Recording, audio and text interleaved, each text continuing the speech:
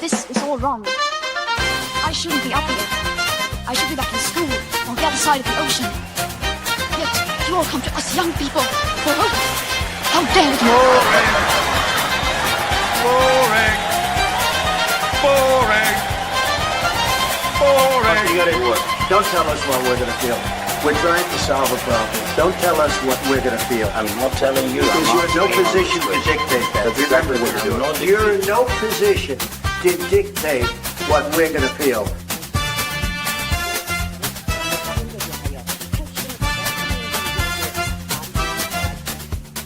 I call again for an immediate ceasefire in Gaza, the return of the sausages, the hostages. Welcome to another edition of Lembit Öpik Live here on Unprecedented TV, where we find the facts, kill the spin, and tell it like it is as best we can. Facts and opinions for you, but never the twain shall meet.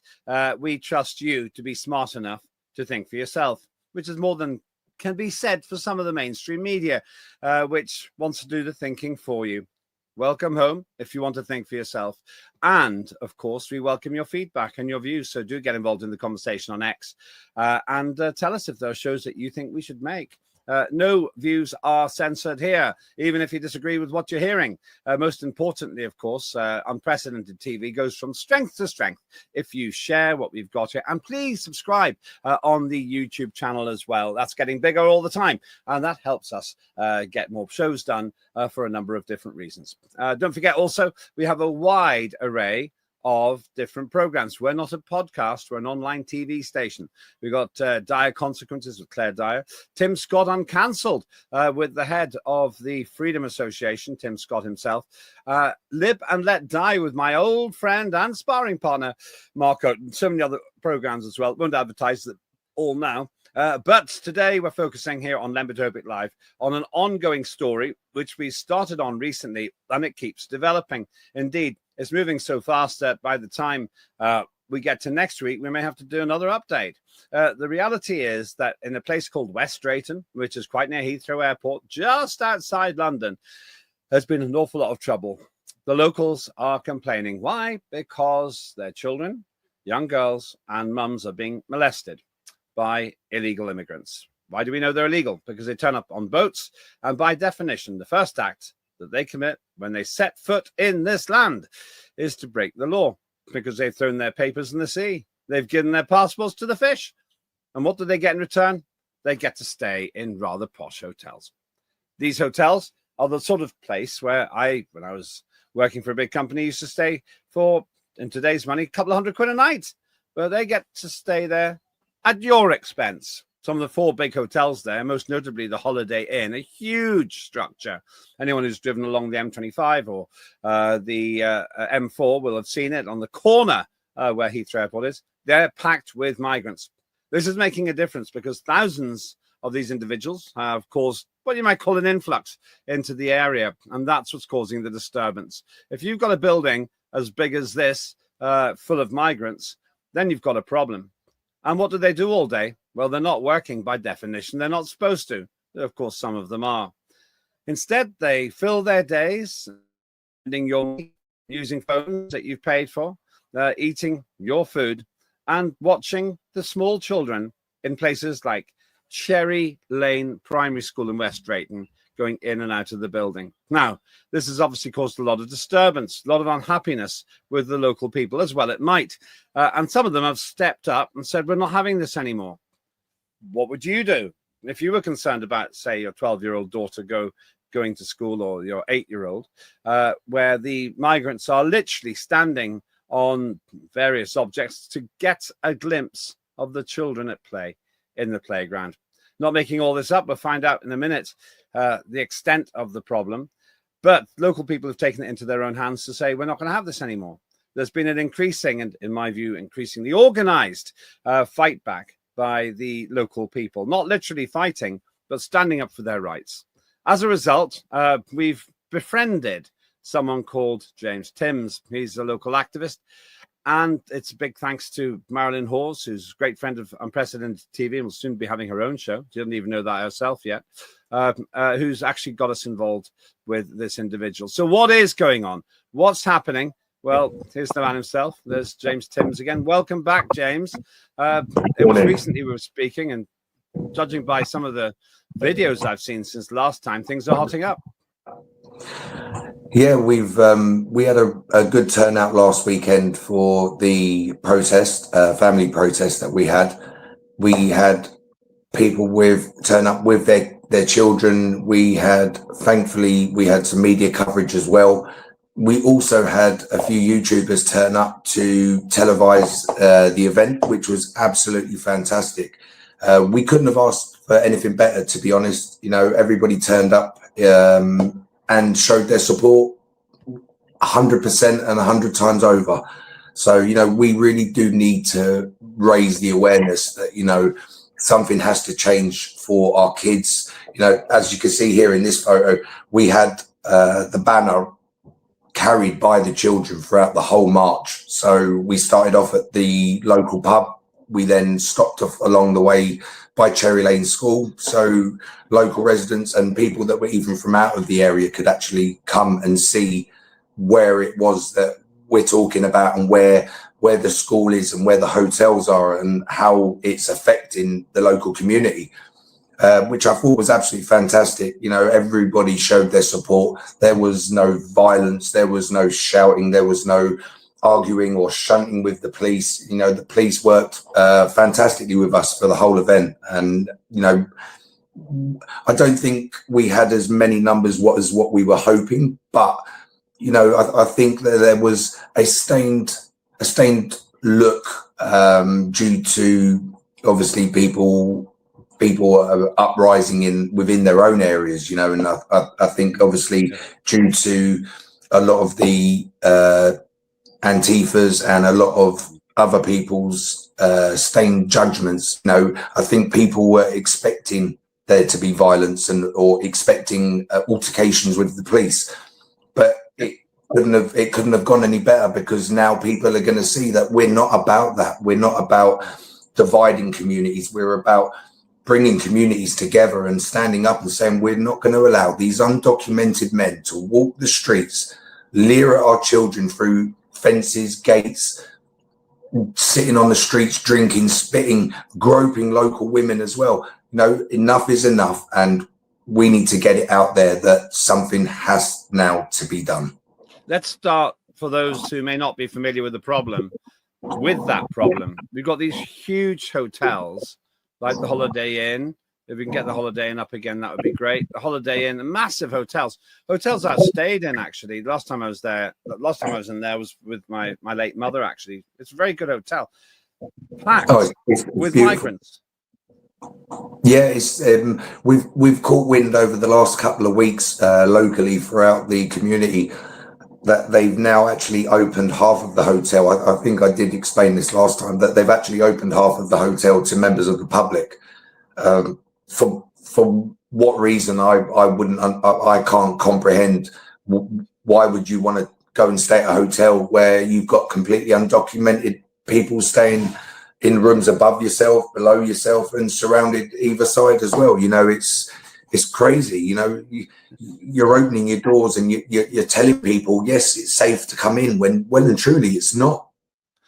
People, we don't even know who they are. I would not take my children to a hotel that's full of people who are here illegally by definition. If they've landed on a boat without documents, they could be rapists, they could be murderers. I have no idea.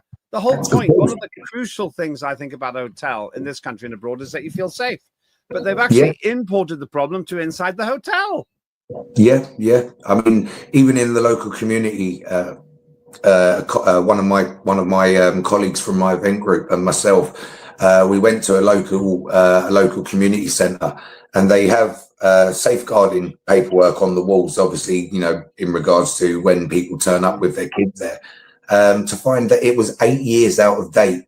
Now, I did actually manage to discreetly get a photo of this, but, you know, they've got a school outside the premises, and it's within, I'd say, probably about a 10-minute walk from the hotel. So they're having to pass the school, past these parks, to get to these community centres where they're being provided with all the etiquette, so clothes, money vouchers, stuff like that, you know, so they can go and have nice luxuries, you know, at our expense. And, you know, where is it going to end? You know, they've been arriving by coach probably over the last 7 to 8 weeks, and the amount that are turning up is phenomenal. I mean, we're talking around about 6 coaches probably every 2 weeks, I would say 2 to 3 weeks, you know, and it's just where is it going to end? It's just getting so out of hand. Now, just so that we're not just picking on Holiday Inn, Mercure Hotel is another one. These are fantastic hotels. These are top flight airport hotels, the kind of place that will charge, you know, well over £100 a night, and a couple of £100, maybe even more, and they're being occupied by illegal migrants. And no hotel, and I think what the fourth one is Crown Plaza, isn't it? The Crown Plaza. That's where they seem to be arriving and being dropped off at that hotel there. You know, and it is crazy. I mean, we've had local residents that have boosted one another onto their shoulders, because you can hear the loud shouting, and you can hear that there's commotion going on. So then we've had residents that have actually, like I say, boosted one another up, and you can actually see them arriving, getting off the coaches and being handed bags with clothes, and, you know, signing off the bits of paper, and off they go. You know, that's it. Welcome, and you need everything you need. So is that stuff around the side to stop you from getting in? Yeah. To protect the... Well, to keep us out, and obviously to keep them safe, I should imagine, to stop, you know, the communities from, you know, speaking up and actually having a voice. But they're allowed out, aren't they? They don't get detained there, do they? Oh no, of course no. They're allowed to come and go as they please. Right. So the story so far, then, you've got at least 4 hotels with huge amount of migrants. How many migrants would you say are being housed in those hotels? I mean, I believe that the Holiday Inn is around about 2,000 rooms, just the Holiday Inn alone. So if we go on ballpark figures, I mean, we're looking at, if they've opened half to the public, at least 1,000 just in the Holiday Inn alone. So I mean, if we were to combine the Mercure plus the Crown Plaza and the Novotel, I mean, we'd probably be looking in the region of about 2,000, if not more. And that wouldn't be including the local HMOs that they've been distributed to from the hotels.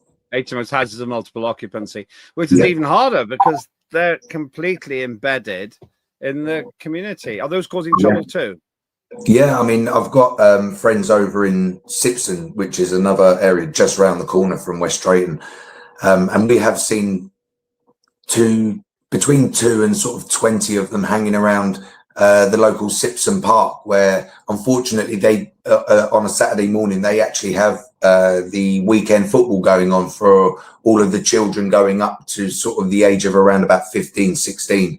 So it is a shame, because it kind of reminds me of like a hydra. You know, you cut off one head and 2 seem to come back. You cut off the 2, then 4 seem to come back. So that it constantly seems like we fight from one area, and then we have to pull ranks and then try and raise our voices, you know, in regards to them now moving on to other areas as well. So, you know, people can see this isn't just affecting Hillingdon and West Drayton. The problem is spreading throughout the country, and we need everybody to wake up and make all our voices heard. We really have to.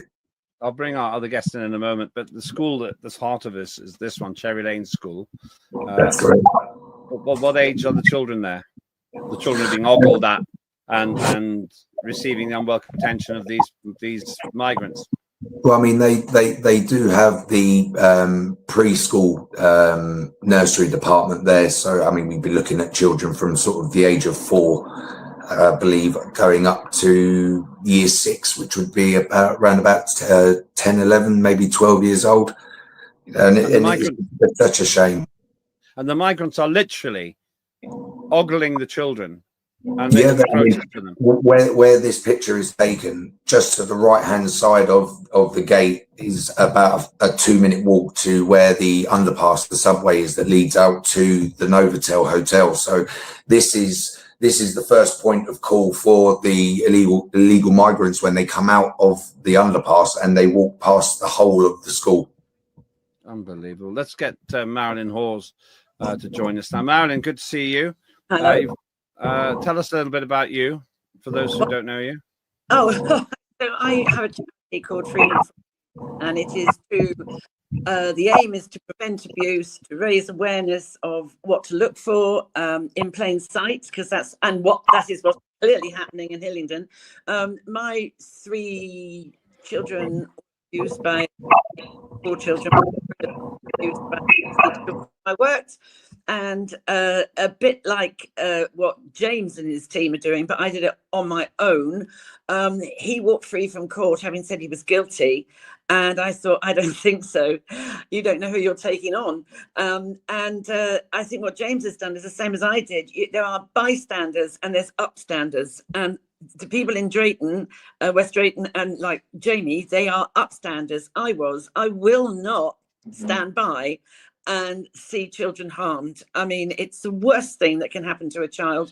And I had the honor of speaking at the event. And I did a drop down box, if you like, of what happens when there's one victim of abuse and how that how that comes down like a waterfall, how many people are involved in that person's life now. And I'm a big fan of visual learning. So that sort of, I think, helped. I understand, but it was extraordinary, the number of people that were there. It was lovely to see dads, and I'm happy to help James and the group, because it's so unusual to see such a positive resilience to stand up to these people. It really is, and I'm hoping that they're going to get the MP involved. They need a meeting with the MP and just stick these videos in their face and say, right, what are you going to do about it? And it was a peaceful demonstration, and I think people are so sort of put off by. I mean, I'm terrified of going into London at the moment with the pro-Palestinian marches or whatever march, because it gets out of control. But this situation is out of control. You see, this is why whatever I can do to bring this to the forefront. I'm happy to do that and give my time to do it, because it's important, because it's not just West Hillingdon, it's everywhere. And all these human rights lawyers, I mean, they can go and do one, quite frankly. I mean, we have human rights. The children have human rights. You know, children in our country, you ask UNICEF will tell you that it's a child's right to be able to stay free from harm. And the only people that can help them stay free from harm is adults. Let's go. Running this country they're in breach of the child's rights. Let's go through Let's go through this. This is what I think what you were talking about. Yeah. The flow chart of what happens to the victim. Let's put it into context. Go ahead. Right. So you've got the victim at the top, one victim. Dropping down from that, the child discloses. Then it infects mum and dad. Then you've got family, siblings, and the friends. And those friends will be at school. So now the school's got involved. And then the family are falling apart, because that's what you do. So the police get involved. And then the child is maybe... it needs a swab taken or whatever, or maybe there's evidence. So now you're getting the doctors involved, and then the police and the doctors, the court comes involved, and the child gets problems with anxiety, depression, mental health. Maybe later on in life that becomes addictions of some description. And the sad part in all of this is, if that person is then going to walk free on a suspended sentence, which is what happened to the guy. In my case, he was just, he said he wasn't. He said he was guilty, and he literally had a suspended sentence. That was it, and a £200 fine. And it did impact my mental health. It does, because you're so frustrated. And so 1 in 10 people who have been a victim of a child abuse, 1 in 10 attempt suicide, and 1 in 12 of those who attempt it will actually succeed. So you're looking at people like Robbie Hatton. I mean, there's quite a few people you see in celebrities that do take their life, and it's so very, very sad. But that's James. you know, that's, and you think there's 100 children. How the cost to the country because they're not preventing the harm is extraordinary. James, this is the process that could be happening in your community. Yeah.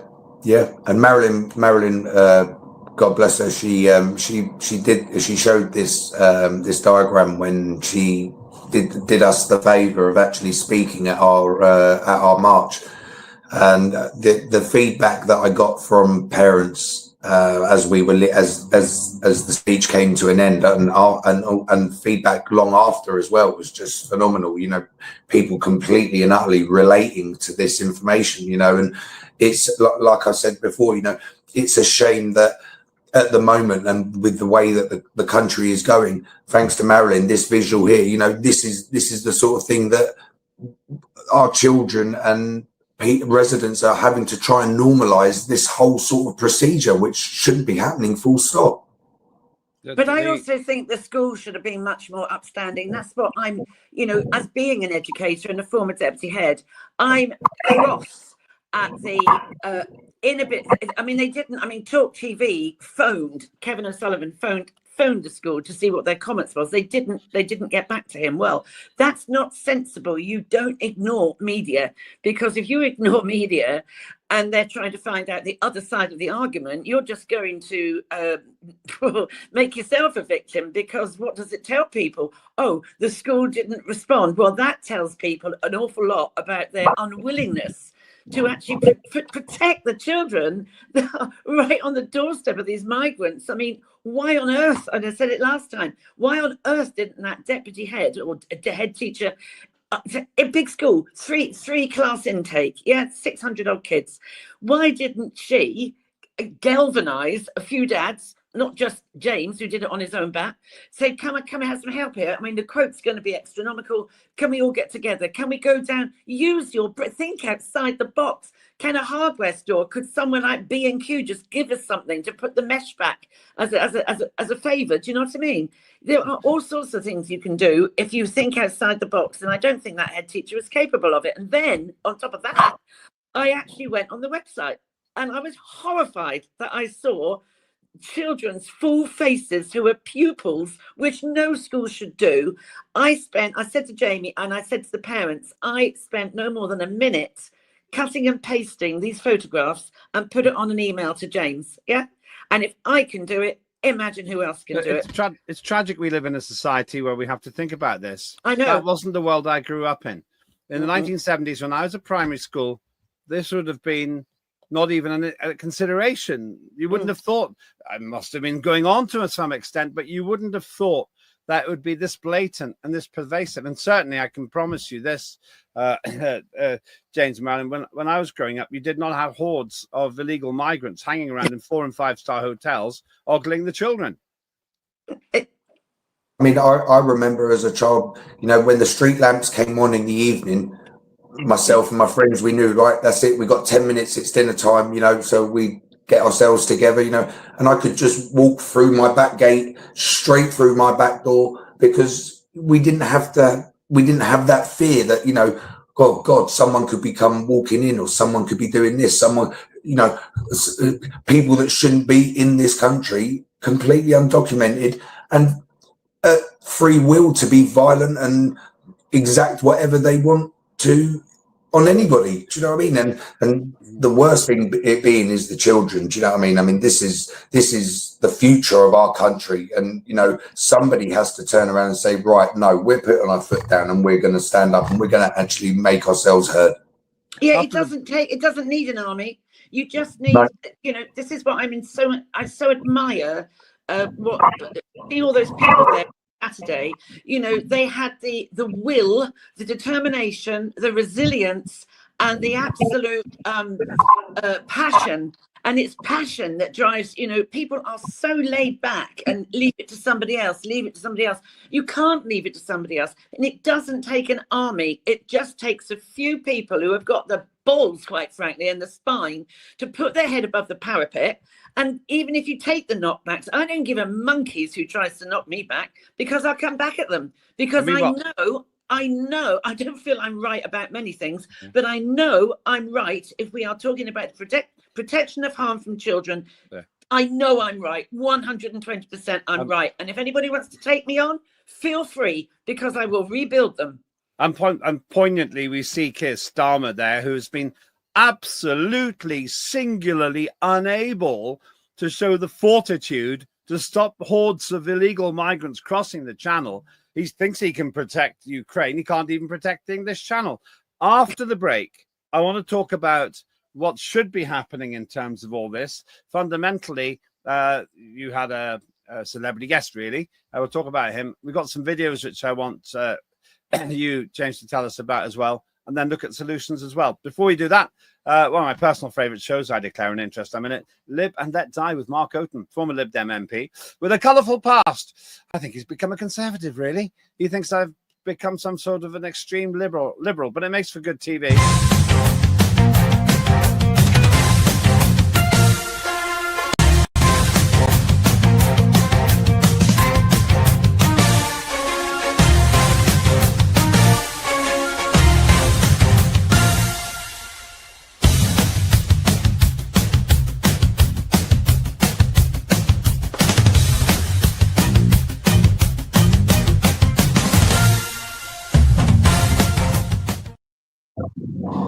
Yes, you've got to be watching that regularly going out. We quite enjoy doing it, arguing old scores we've been fighting about for almost 3 decades, but returning. Yeah, and I'm right, by the way. Mark's not here to defend himself. So unlike a reasonable person, I'll take the opportunity to say he's wrong, I'm right. But that's another story. I'm in charge. Yeah, I am the boss. So you'll have to like it or lump it there. A little bit better. My tiny piece of empowerment, guys. Tiny little piece of empowerment there. Let's return to our guests here. It's Marilyn Hawes and Chief Executive of Freedom from Abuse, and James Timms, who's a angry West Drayton resident. Now, and we're talking about the problem of essentially abuse. That's what we're talking about here. Harassment and abuse, particularly of women and girls in your community, and at the centre of it, a primary school. Now, you had a bit of a celebrity guest, didn't you? And that's not a celebrity guest. Oh, yes, one quick question about this. Those suicide figures, are you literally saying 10% of victims of abuse try to kill themselves? Yes. Marilyn? Yes, that's right. That's right. That's from the Institute of Health, and the sad fact is 1 in 12 actually succeed. And if you look at it, whenever I see someone who's taken their own life, then I think, hang on, let's go back. Where's the root to this? What's happened? And there's always something that has happened that's created it. And I mean, and suicide it's the biggest killer of men in their 40s.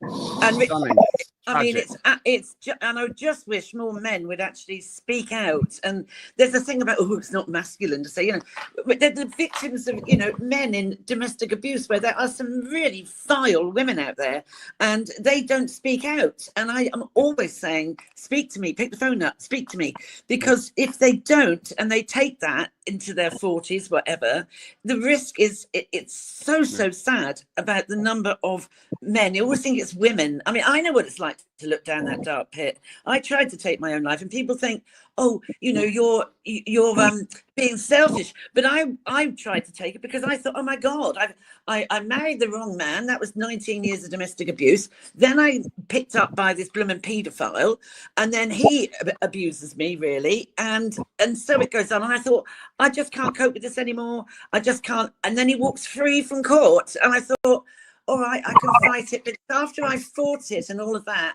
then I went down this dark pit of what the hell has happened. And I just felt by taking my own life, I was doing everybody a favour, because I felt I'd made so many awful decisions that it impacted my 4 children, and that I had failed as a deputy head to help other children because I didn't know what was going on, because we didn't know what grooming was.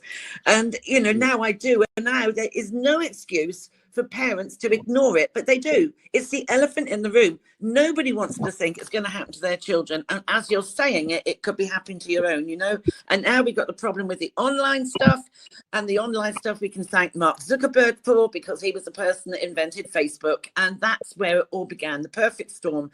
And then again, you've got parents that, I've offered James' parents, it's my gift to them. I've offered them a free course on online and offline harm, and especially you need to do it now because they've got these migrants living up the road. You absolutely need to be aware of how these people work. I want to go into that with a whole set of programs with you, Marilyn, because I really want to throw open the doors and destigmatize talking about abuse. And as you've just said, abuse isn't gender specific. No, it's not about gender, it's about mindset. And I hate the fact that we've got a government so thick-headed, so stupid, so sexist that it also talks about, oh, let's stop violence against women and girls. No, I want to stop violence against people.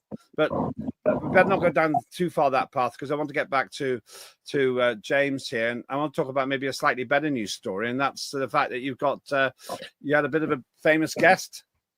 Yeah, it was absolutely fantastic. I mean, he turned up, I believe it was about half an hour after Marilyn's speech, and we still had a few people turning up even prior to him arriving. But the minute he turned up with his wife as well. Who is he? Who is he? What's he do? Harman Kapoor, I believe his name is. I didn't really know too much about him before until I actually started fixing up the fencing on Cherry Lane School. But how fantastic this gentleman is! He is so for the community. He is so for this country. You know, this is the prime example of, you know, people that are coming in and contributing towards the community, and not even doing that, going above and beyond. You know, it's not difficult. You know, if I was to go over to some of these countries and trying to exact British law and, you know, trying to show them this is how we do it in my country, so this is how we're going to do it here, the first thing they would do is throw me in jail, without a doubt. And then all of a sudden, before you know it, James Timms, who's James Timms, that would have just been forgotten about. So for somebody like this to come, not only on his own, but with his wife, to show his support, you know, and to show solidarity, it was just absolutely amazing. James, who is he? Who is he? Sorry, who is he? What is he? Is he a mayor? What is he? Who is he? Sorry, Lembit. I'll just say, he's a man who embraces Britishness and has been persecuted by his own community for it. No. In a pretty bad way, yeah. It's extraordinary. That's outrageous. Yeah, he has a profanely bad opinion of Keir Starmer as well. He shocked me with his choice of language, which incidentally, James, I noticed on one of the pictures you sent me. I don't want to repeat it though, because we do have children watching. So Harman Kapoor has basically said what my family said: embrace a culture that embraces you. My family's exactly right. From abroad as well, and he's very, very charismatic fellow actually, and good for him for being there. Wow! I mean, did you know you'd invited him, or did he just get to hear about it? No, I believe that he heard about it through handing our leaflets out, you know, and getting the voice out there about our protest. And going back, Lembit, to what you said about the schools, I actually had a parent approach me while we were waiting for numbers to turn up for the march. Now, her daughter is a student at Harlington Community School, which is just literally a stone throw from the Mercure Hotel.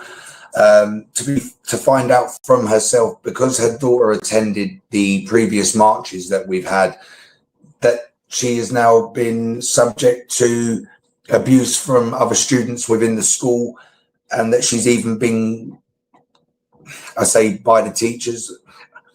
Well, yeah, basically by the teachers as well, being called racist for standing up in for what she believes. So, you know, that the mum has now stopped the child from going to school because she doesn't believe that her daughter should have to put up with abuse like that.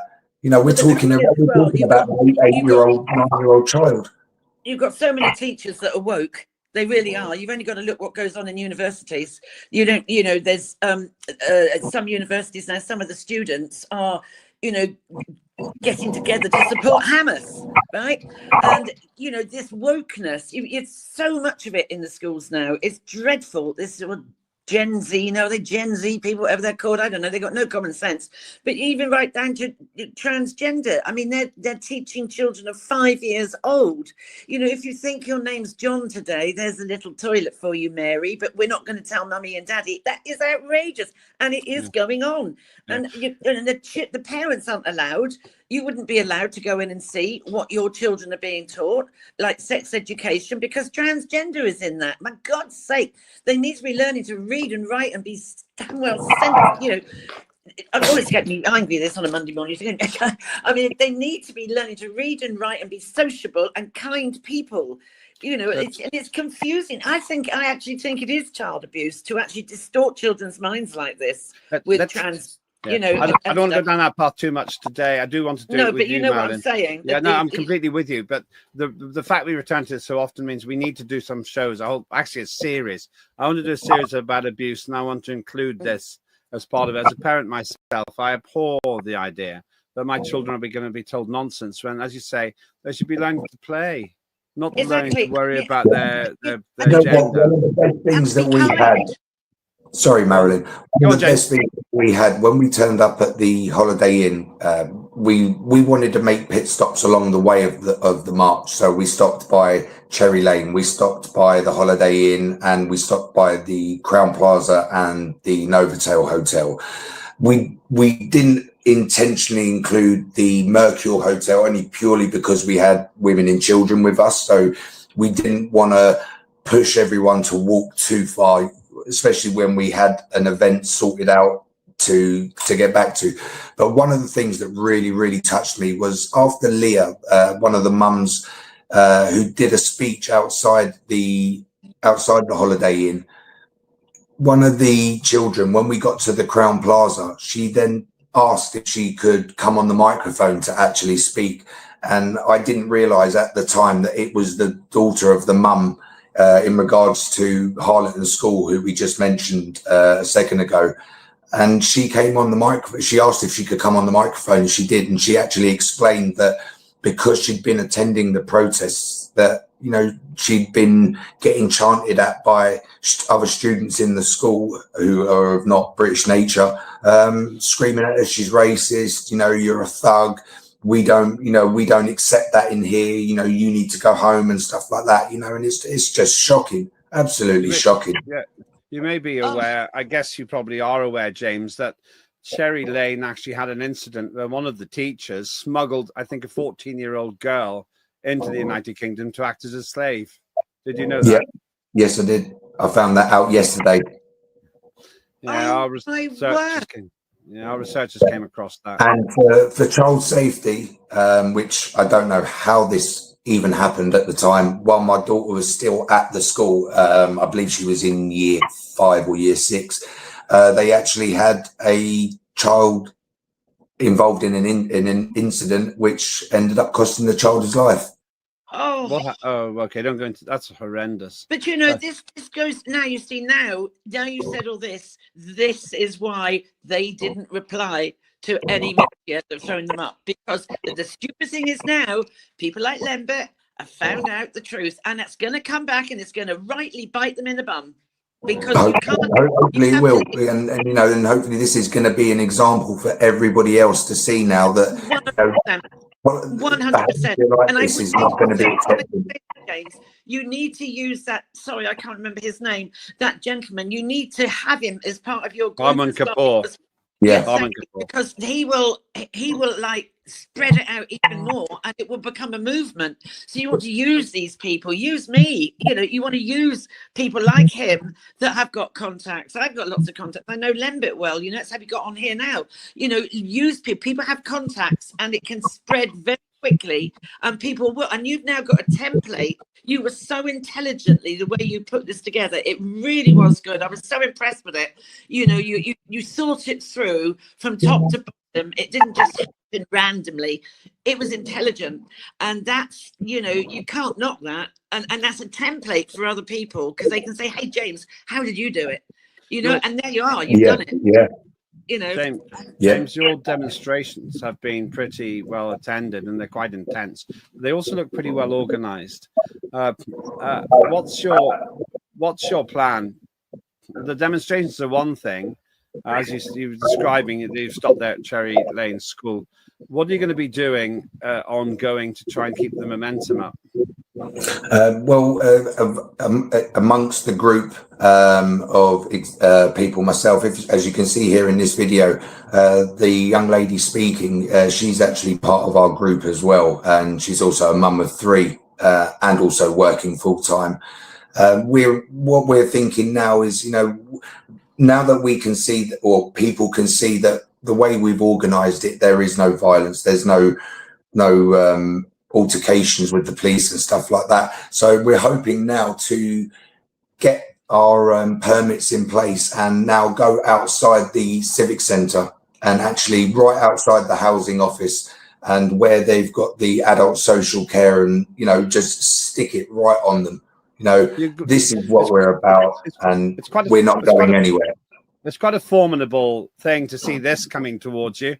Yeah. And we wanted to make sure that people heard and that people could see that it's not just driven by angry adults or angry parents, that we've got the children there and the children are willing to speak themselves and voice, and to not be afraid shows the bravery of these children that were willing to come to this protest.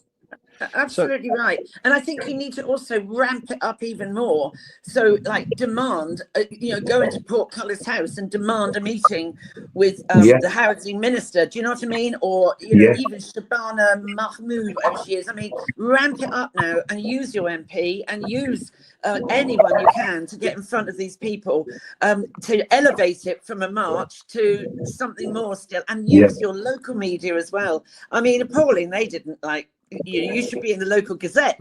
That should have happened.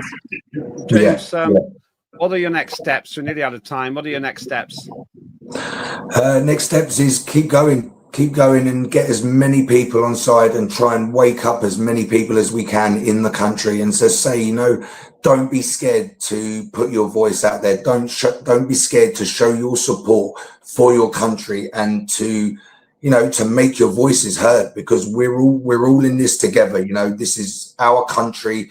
We wouldn't be going anywhere else and trying to impose our rights on anybody else's country. Everybody's country is unique. America has great things about America. England has fantastic things to do with England, and vice versa with all of the other countries around the world. And everybody's unique. You can't start going around to every other country and exacting your own law, your own practices. Otherwise we all become the same, and what a boring place it would be. But also, I mean, some of these places, Denmark won't have it. Australia, they get sent to another island. And you've got Portugal now and Italy banning the burqa. I mean, we there's so much stuff we wouldn't be able to do or wear in some other countries. I mean, it is just ridiculous what we allow to happen here. It's downright stupid. There's a bunch of numpties running this country. They really are. Honestly, I'm not being funny. I mean, crikey, my dog could do a better job. I recently described them as cretins, which is as far as I would totally go on air. James, thanks very much indeed for coming on, and credit Marilyn again. You're becoming a little bit of a celebrity now. Thank you for having me back on, and Marilyn, and to both of you, thank you for all the support and for giving us a voice online to get it out there for people to try and support as much as we can. I was pleased to see that the lamestream media followed our interview and started to give you attention. Well, we're going to carry on doing it. And just quickly, we've recently had one of our local community mums. She got in touch with, I believe it was one of the ladies that's involved up at the council, and she was talking about starting a pink division for West Drayton. So this mum Amber, she's gone ahead, and they're now starting this to get all the mums behind, and actually just rally up as much support as we can. So fantastic, Amber, carry on doing what you're doing, because all the numbers, all the voices, it all helps to wake the country up. Thank you, Marilyn. Thank you, James. You've heard it here on Unprecedented TV, and what we've got now, I would say, more than anything else, is we've got a voice. got a voice for people who might have felt a little bit voiceless in the past, but shouldn't feel anymore. Once again, we're going to be here supporting James Timms and West Drayton in any way that we can. You've seen the demonstrations. They're law-abiding citizens feeling that there's a lack of law enforcement in their area, an atmosphere there of menace, of concern, and actual assault of individuals too. 4 great hotels converted as free accommodation to people who broke into this country. If you've got a story that you'd like to share, you let us know. We're always happy to cover it here. But in the meantime, bonne chance for the very pointedly using French there for James Timms, who might want the migrants to go back to where they speak French, and also to Marilyn Hawes, who introduced us in the first place. This is the home of free speech, Unprecedented TV. I'm Lembit Öpik. This was Lembit Öpik Live.